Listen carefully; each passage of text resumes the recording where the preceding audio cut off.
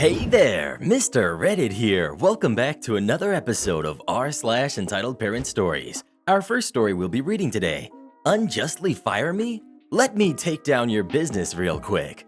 After that, if I ask for it, I can obviously afford it.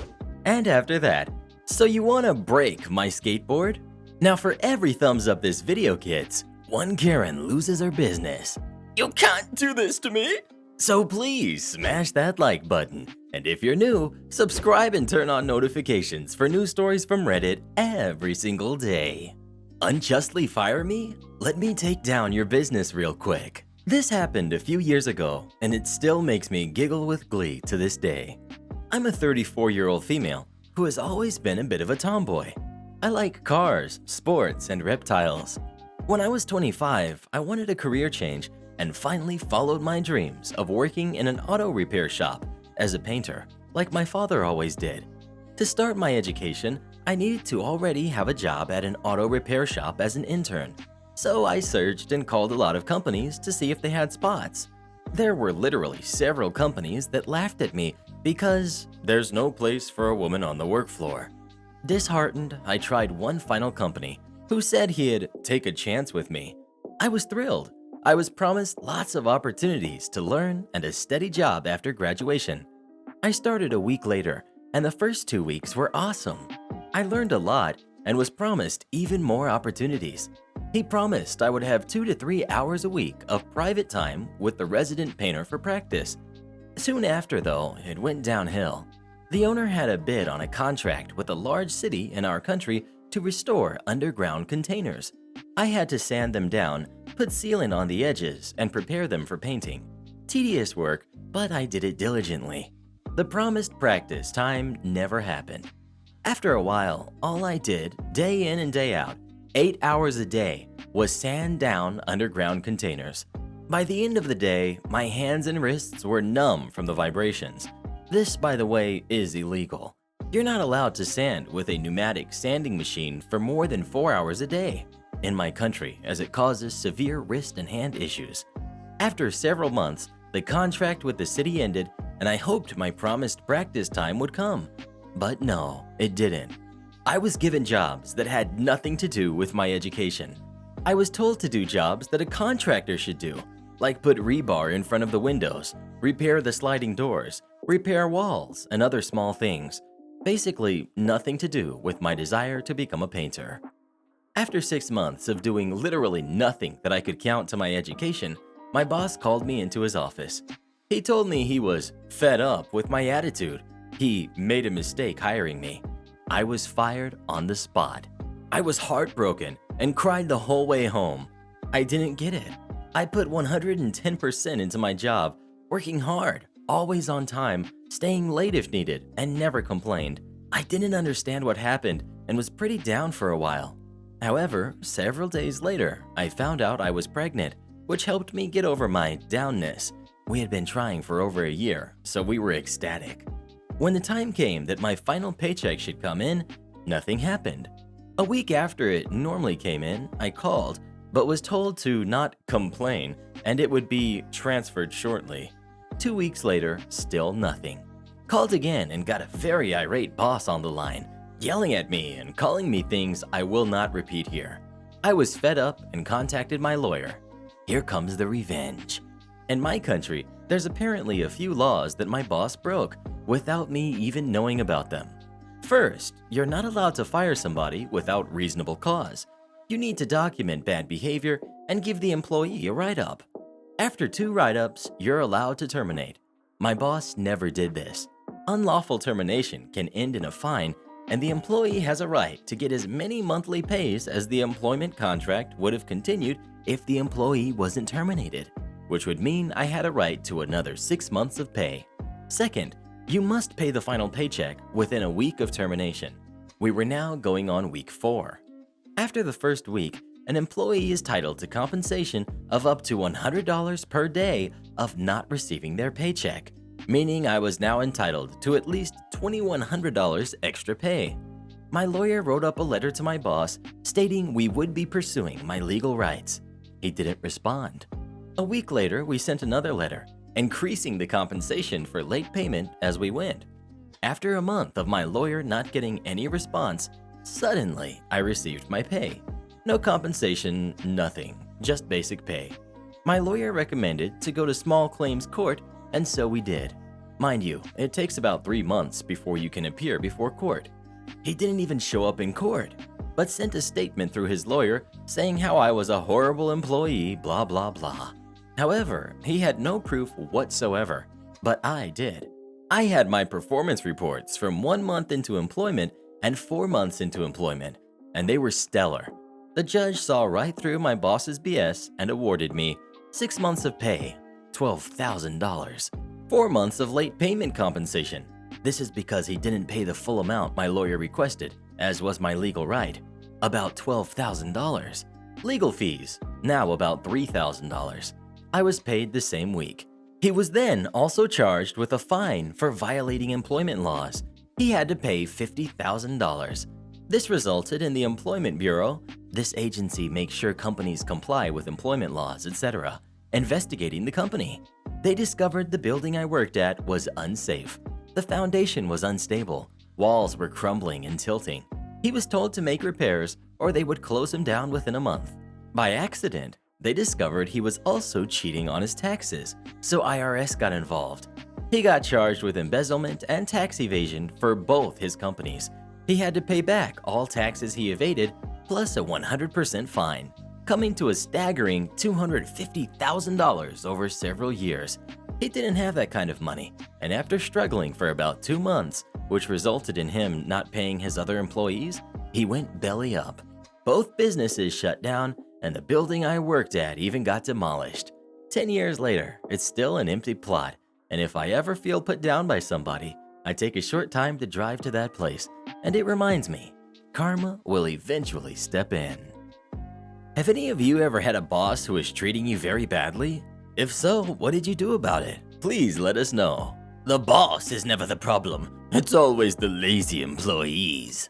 If I ask for it, I can obviously afford it. I work at a breakfast diner as a host, which means that I manage guests at the front lobby and assign them to a table and server, and will also take care of any and all to-go orders. Predictably, I've been restricted to only handling to-go orders as of late. It's been hectic, but I've been scraping by. I've also been scraping up a lot of interesting encounters, one of which occurred over the phone, and as I answered with my customer greeting, the response I got told me well enough just what kind of call this was going to be. Hi, thank you for calling our location. How can I help you? Pancake platter. Right, so it's one of those customers. Ordering for pickup? No problem. Can I have a name and phone number, please? Cue the long-suffering sigh that can only ever come from someone feeling that they've been inconvenienced by having to do more than just the bare minimum in an interaction with a retail worker. The customer lists off his name and phone number with an annoyance he did not even bother to conceal. I've dealt with this kind of thing before, a lot more frequently as of late even, so I don't let it faze me. I get started on his order, repeating everything he tells me just to make sure there aren't any misunderstandings. I kind of have to anyways.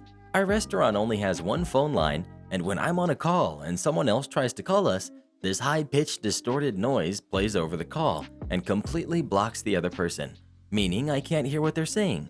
Great design, phone company. As our call progresses, his annoyance only grows. Then comes the fated, "Can I have this food item that doesn't come with the meal?" request.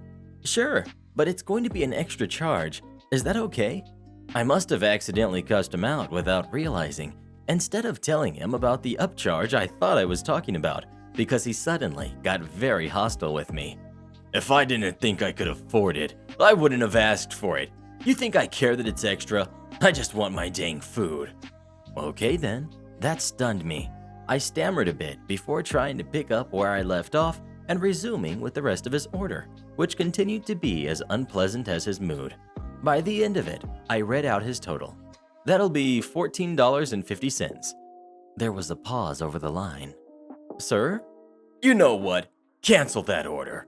You guys are nothing but scammers and raising your prices for no dang reason. And then he hung up.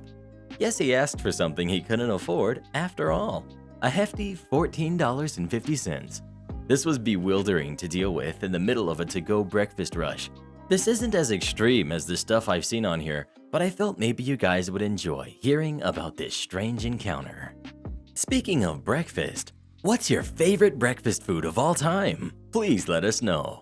I could go for some pancakes, waffles, toasted strudels, or Pop-Tarts. So, you want to break my skateboard?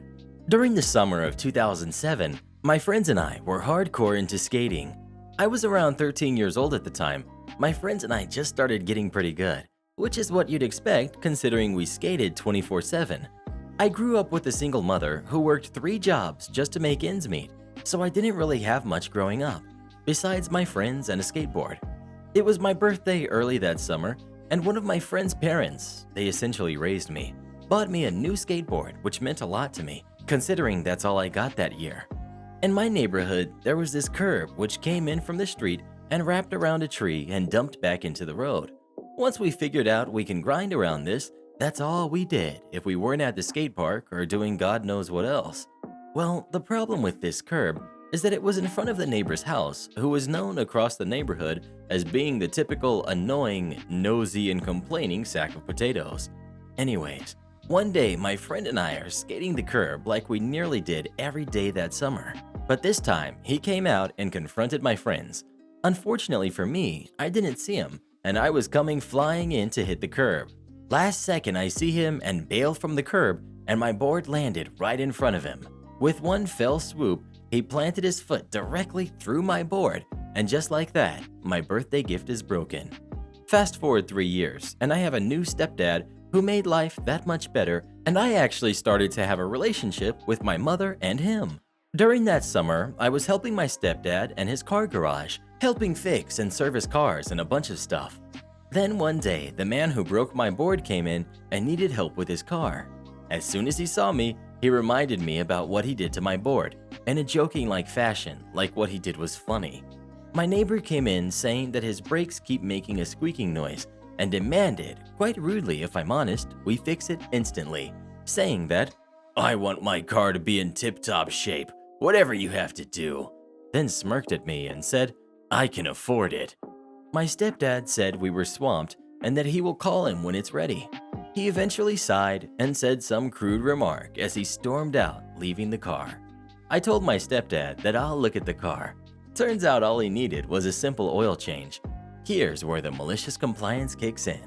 It did occur to me that he said he wanted his car in tip-top shape and that he could afford it. I noticed that, well, he would certainly want some brand new filters. While we're at it, let's replace the battery and maybe the whole brake system as well. It's important to note, even though we didn't live in a rich area, this man had quite a bravado about him and would constantly flex his seemingly minimal wealth upon everyone he could. I ended up racking up closer to $2,000 worth of parts and was quite pleased with myself. Fast forward to the end of the day. My father had left and I was going to lock the shop up, and my neighbor came to collect. Gave him the bill as he looks in anger and disbelief, saying, "Why did you replace the battery and brakes and whatnot?" I replied simply with, "You said tip-top shape, thought you could afford it." He then begrudgingly agreed and paid his bill. Did he break a maybe $50 skateboard? Yes. Did I rack up pointless replacements on perfectly fine parts that we later reused? Yes. Now that's some good revenge. What would you do if somebody broke your skateboard? Please let us know. Oh, I just love breaking other people's things. Teaching entitled students, music prodigy. Hey guys, I'm back with another story of my teaching years. You all seem to love them, and I have plenty to share. So here we go. We've got entitled dad, we've got entitled student, and we've got me. Backstory. This was pretty early in my teaching career. As I've said before, I love teaching kindergarten, but I have taught all the way to 6th grade. Although my degree is in elementary education, I have taught music theory before for older grades because I can play piano, and the district asked me to switch over to music for that year. Entitled student was in 6th grade and was one of the hardest older students I had ever worked with. He would speak out loud and make jokes for everyone to laugh at, and was generally rude and disrespectful to me and other students. Older students are all about respect and trust, which has to be built. He was in detention constantly. I was getting students ready for their Christmas concert. This is important for schools, because not only does it showcase the students, but it can also bring in much needed money through raffles and snacks or baked goods, etc. I had decided to do auditions for musical solo parts for students. During the class time, I announced we would be having auditions later that week for specific parts. Entitled student starts making jokes and goofing in class like usual. Me: are you ready? Because it seems like you are not ready. Entitled student: oh yeah, I'm ready. Ready for Santa Claus loving. As he makes a humping motion, to which the class laughed. Me: no thanks. That behavior choice is not acceptable. Do you need to visit the admin's office today? Entitled student: no. Okay, well, I want to see that reflected in your choices then.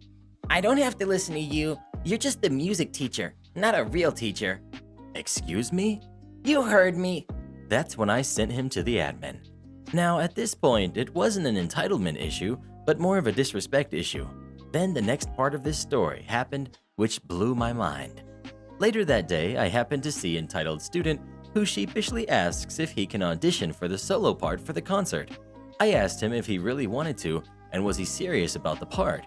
He said he was and really wanted to try. So I decided to give him a chance and let him audition. I want students to succeed.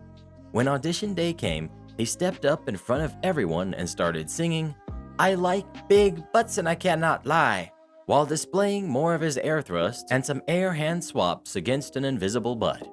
My patience had been running low with his behavior in class, and finally I told him to go to the admin office. I then announced the solo winners later that day and went on with my classes, etc. The next day, entitled dad requested a meeting with me and his son to discuss some very bothersome news. Entitled dad: I am here because my son has informed me that you do not want him to get a solo part in the Christmas concert. Me: he has to audition for a part. If he auditioned, he may have had a chance to get a part. Entitled dad: he told me he did audition, and you didn't give it to him. Me: actually, he didn't audition. He just got up and sang "I like big butts." Entitled dad: that's a song, isn't it? Well, yes, it is, but it's not appropriate for a Christmas concert audition. I had 2 of the solo pieces handed out for students to use because those were the parts that were open. Entitled dad: so what? Now, you're the person in charge of saying what is okay and what is not. That is censorship, and I will not have my son, who's the best singer here, lose a solo because you feel the need to censor him. He deserves that part. Me: I'm sorry, but I have already chosen the parts for other students. He could have had a chance if he actually auditioned.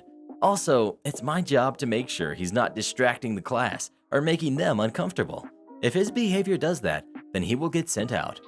How dare you treat my son this way? No wonder he hates music class. I am taking this to the admin.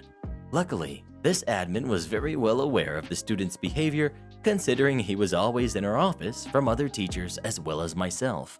After telling her what happened, she said this parent was making trips to the school at least twice a month to demand that we treat his son better.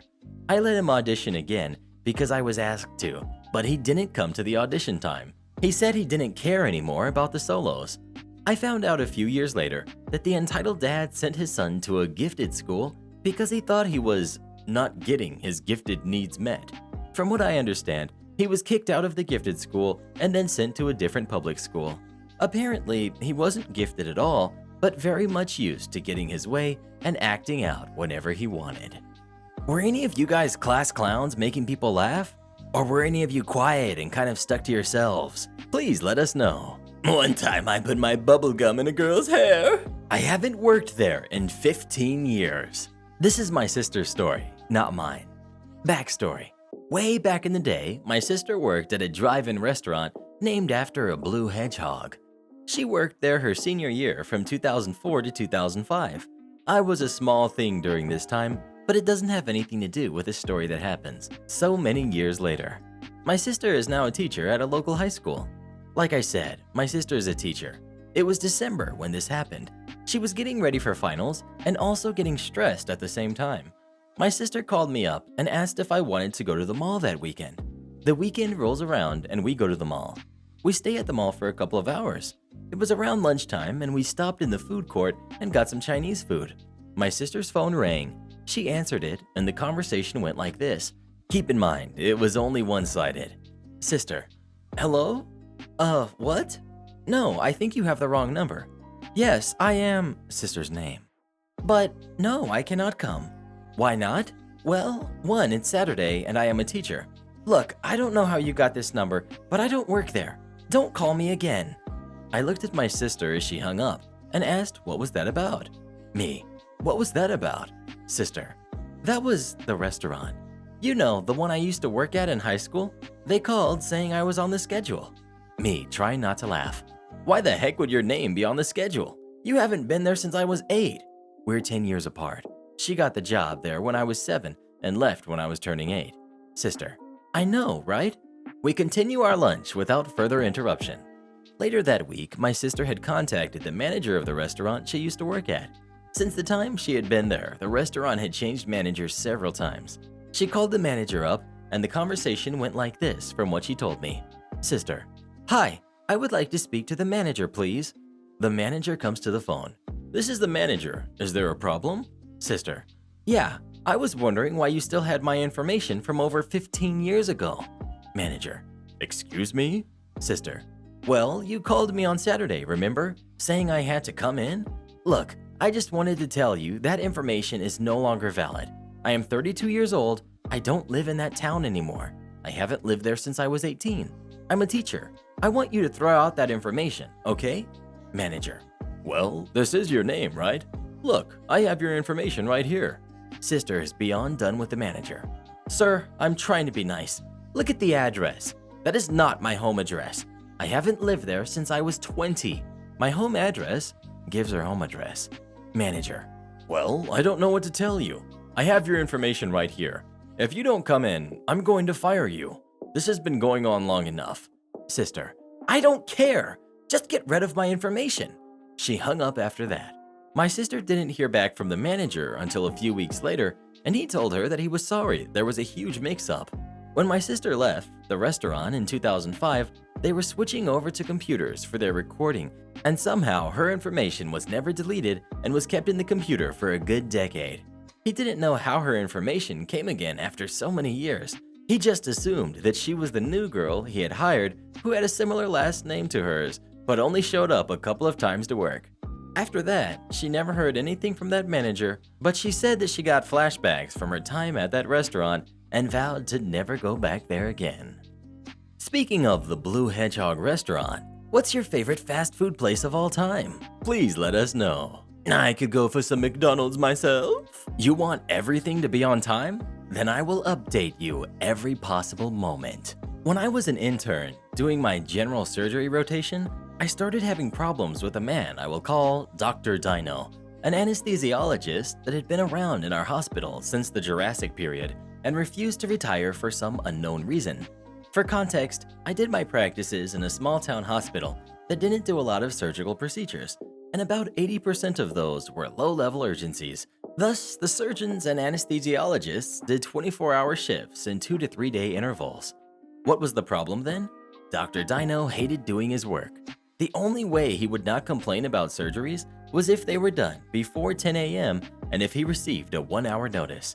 In any other scenario, he would start complaining that us, the interns, basically the main administrative workforce in that place, were too lazy, too slow, and spent our time doing nothing. The one thing he hated the most was waking up at night, as he had this crazy theory that every night procedure was done late only because an intern had messed up during the day. He called us the worst group he had ever had. I later found out he said the same of every new group of interns and sent dozens of complaints to our general coordinator, who in turn would reprimand us constantly. One day he reached out to our dean's office because, according to him, I have delayed a patient's procedure for 10 hours because I was not paying attention to the ER referrals. While it was true that the patient had arrived in the early morning, he had been left in observation by the ER unit doctors. They were only able to reevaluate him at noon, 7 p.m., because they were full of work that day, and that was the moment I got their referral. Taking into account the time it took me to check his medical record, present it to the surgeon, and do the paperwork, and for the nurses to take him to the OR, the guy was starting his surgery at 9 p.m. The only thing that saved me from being expelled was the timestamps on the medical record that proved I was right. When Dr. Dino saw he didn't win the round by getting me in trouble, he forced our coordinator to implement a rule that stated we had to report to Dr. Dino every possible surgical patient's process so that he could check if we were doing our job right.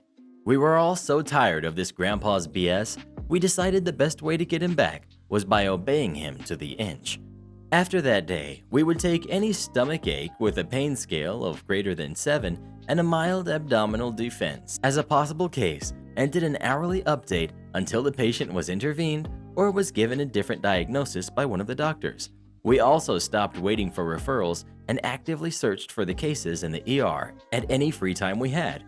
Another detail was that we were only allowed to use the official unit cell phones, Nokia 2000 types that could barely make calls, meaning no text messages and no silencing because any of our reports could be a real emergency. The result of our system? He was receiving an average of 30 to 50 calls a day and night with our updates, meaning he got interrupted more and slept less than before. After 4 to 5 shifts like this, he lifted his stupid rule and we never heard another one of his complaints. Sometimes you gotta be careful what you ask for. Like when you ask for a thumbs up and they give you a thumbs down instead. Deny you were wrong and threaten me with detention? Well, I'll complete the work and be the only one to do it. When I was in senior school, age 11 to 16 for the non-British, my mother was the chair of governors at my school. For the most part, there was no issue. The occasional teacher would make a joke, saying to a student if they had a problem, they should complain to my mother. But it was always in jest. The only time it ever caused an issue was with my maths department. I've always been very good at math from an early age due to my father. He worked in computing and taught me how to do math the way he was shown. It made sense and helped me be a lot quicker than most. So naturally, I was in top level of class and one of the top students in that class as well. As part of being in the top class, we actually did 2 GCSEs in mathematics and statistics. We had the same amount of lessons, but more workload. We had to do more coursework though, and that is where the issue came in. At the beginning of the year, our teacher set our coursework, but never gave us a hand-in date, confirmed by not one other student having a date written down anywhere for this assignment. The coursework was quite heavy. I cannot remember quite what it was on, unfortunately, but do remember it was a considerable amount of work to complete. On a Monday, my last lesson of the days was math, where our teacher reminded us that our coursework was due on the Thursday and hoped everyone would have it complete as no one had come in for help. After class, everyone was confused and concerned. We had not been told when it was due, and it was a lot of work to complete. We had not been given a date and now had to write a full mini dissertation in a few days. Panic ensued. When I get home, my mother asks how my day has been. As it's pressing on my mind, I tell her about the panic that has developed among my classmates. I tell her as my mother, not thinking about her chair of governor's role. I get to work on the project as I know I have limited time to work, staying up quite late to try and get as much done. The following day, this has been pressing on my mother's mind. One of the teachers in her school has messed up in her mind, so she goes to talk to the head teacher. This results with me on the Wednesday being called to the math department to have a private meeting with my math teacher and head of department. When I say meeting, I mean that in loose terms. It was essentially 10 minutes of these guys berating me for going to my mother with an issue at school, that no one else had raised concerns and no one had been to the extra study lessons after school to help with the coursework. The existence of these also turned out to be a surprise to other students. I sat calmly and explained my side, and that no one would have the work complete, which naturally they would not accept. It was of course just me. I was threatened with detention if I didn't have it complete, as I would be the only one. Oh, and they also chastised me for discussing the issue with my mother because she was the chair of governors, telling me that I was not to discuss it with her further. Deadline day comes the following day, and guess who was the only one set with completed coursework in front of them? Me. I gladly handed it in when the teacher called for the completed work. The students then proved and reiterated everything I had said in our meeting. When I got home later that day, my mother asked me what happened. To be compliant with my teachers, I replied, "I have been told I am not allowed to tell you by my teachers." This naturally annoyed my mother and caused her once again to go into the school to talk to the head teacher. This resulted in another meeting between the head of department, my teacher, and the head. From all reports, that meeting did not go well for the teachers. But what could they say to me? I did everything they asked. I never received an apology, but honestly, the vindication was all I truly needed, as they know they messed up. Speaking of math, did you like math or did you hate it? Please let us know. And you can now listen to the Mr. Reddit podcast on Spotify and Apple Podcasts. And join as a channel member today, or join us on Patreon, and we'll give you a special shout out in our next video. And if you'd like us to make a special video for you or a loved one, come visit us on Fiverr, link pinned in the comments below.